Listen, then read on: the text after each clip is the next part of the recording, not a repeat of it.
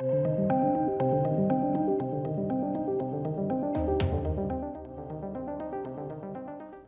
welcome to the channel, ladies and gentlemen. This will be my Batwoman review, as well as a bit of news. So, first things first, Batwoman reveals Wallis a day.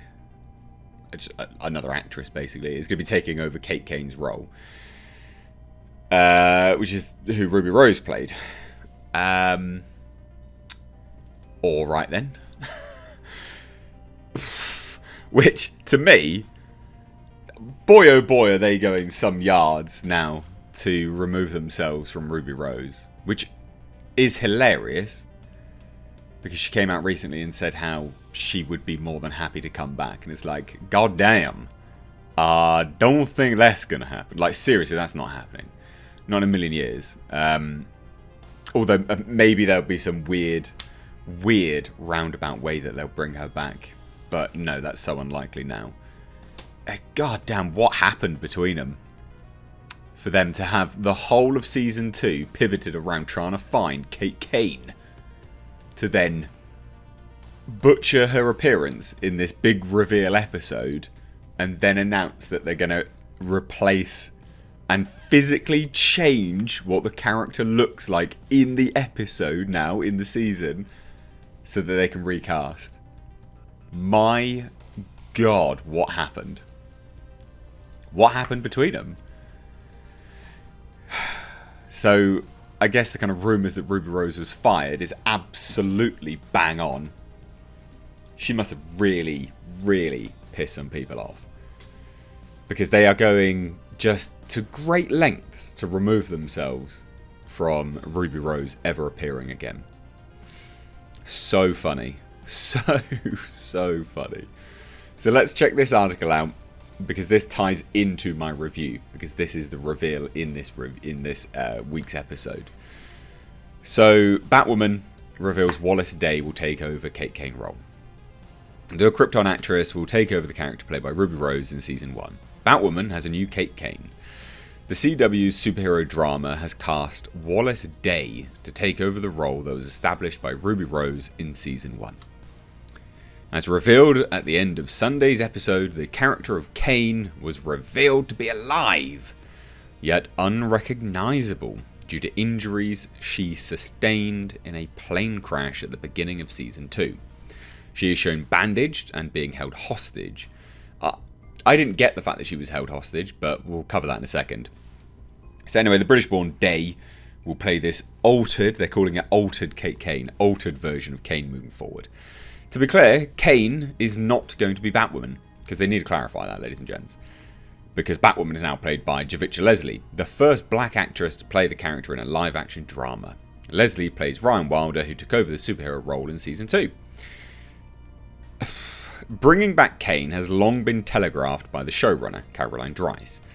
The move will provide a way for the series to give some resolution to the fate of Kane's character, as well as help the show avoid the bury your gays TV trope, killing off gay and lesbian characters, which Dries has said she wanted to avoid.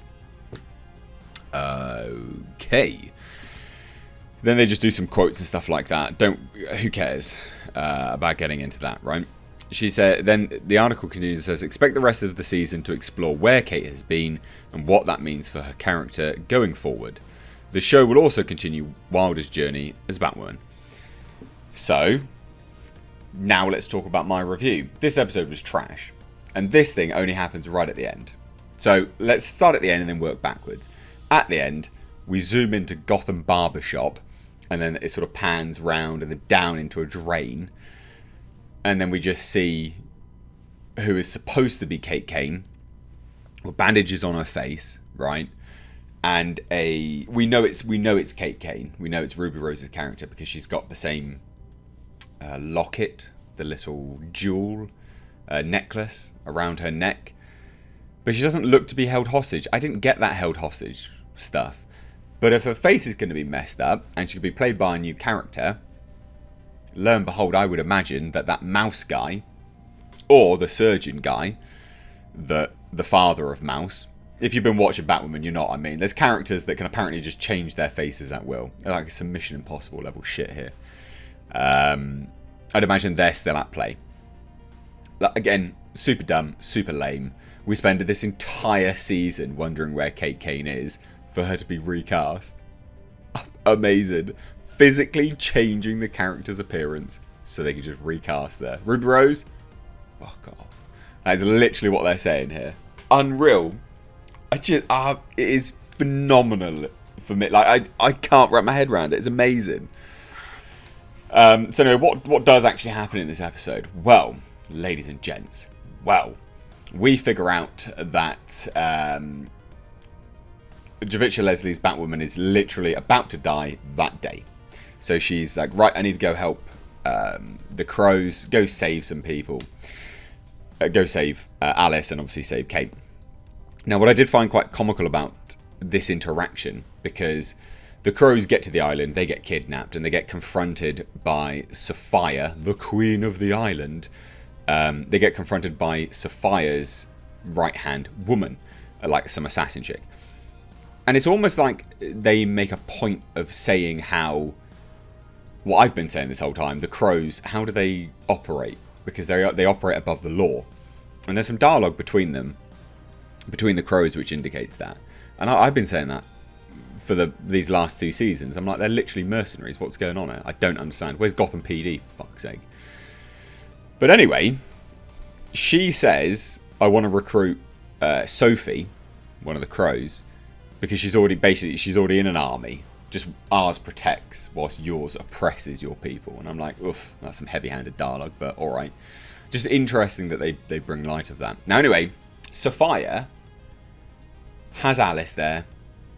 Alice brings her the fake corpse of Ocean with someone else's face on the fake corpse of Ocean, whatever. And she realises it's a fake corpse, takes the face off, and I'm like, oh, okay, lame, but whatever. Again, it's a Mission Impossible crap. But anyway, Sophia then takes Alice to see Kane, right? And there is no Kane, it's just a room full of amulets. And I think to myself, like, logistically speaking, did you just sit there making these amulets for like a good few years? What are you doing? Where are you getting these amulets from? We need identical necklaces so we can just hang them from the rafters. That is some super villain, like, twirling, mustachioed man level crap right there, isn't it? Oh, I'll take you to see Kane. Ha ha ha. Oh, but wait, it's not your sister. It's a room full of her jewellery. Like, fucking so lame. Anyway, she then says, see you later, Alice. Go home. Don't want to see you anymore. And Alice then proceeds to burn down all of these desert roses, the cure-all, the MacGuffin on her island. And that's sort of the end for Alice's story there. The Crows manage to find a plane, but also Sophie goes to find Batwoman, who came to the island, obviously, and got captured, because why wouldn't she, I guess, you know, super shit. And she sits with her and says, oh, you know, whatever.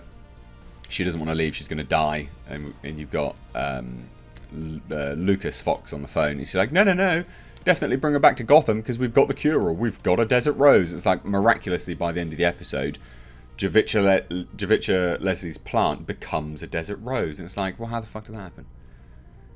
This show is like, it is honestly like cancer for my brain. My brain is just falling apart whilst watching it. And then we close with this reveal of bandaged woman that's supposed to be Kane, and then there's actual articles saying that that's going to happen anyway. So what is so that's my review. It's crap. We all know it's crap. But I think what's so surprising about this is the fact that CW didn't even want to keep it a secret. They were just like, yeah, whatever. There you go, Hollywood Reporter. This is what we're going to be doing. They didn't even wait for the grand reveal. This is how much they're happy to distance themselves from Ruby Rose. Awful. So there you go. Crap show. Crap episode. Crap recasting, but for hilarious reasons. What do you guys think? Obviously, none of you guys watch this show. It's just me killing my brain cells every single week. But let me know what you think anyway, down below in the comment section. Side note, yesterday I released 3 things. Firstly, I released Bjorn and Frida behind the scenes. Okay, that is a snapshot into what you'll get on the hour-long behind the scenes movie documentary for Black Fields, and that's on the Blu-ray. It's a Blu-ray exclusive, but I thought I would indicate something of what you would get. It's different because obviously the Blu-ray version and that whole thing has got interviews and stuff like that, so it's quite different. But I hope you watched it anyway. I know notifications don't go through that much these days. Secondly, I just want to apologise because I did release my Alien Isolation playthrough, but there was no sound. I was completely transparent with you guys. It is literally in the title. It says technical issues, no game sound. What happened was Windows did an update and it wiped off all my settings. Me being a plum, I guess, a total idiot, I loaded up my encoding software and played the game as normal. It recorded my audio, but it didn't record the game. So, sorry. It'll be corrected for this week coming, but sorry, I guess. Anyway, just thought I'd take the opportunity to say that. I hope you have a great day. Thanks. Take care.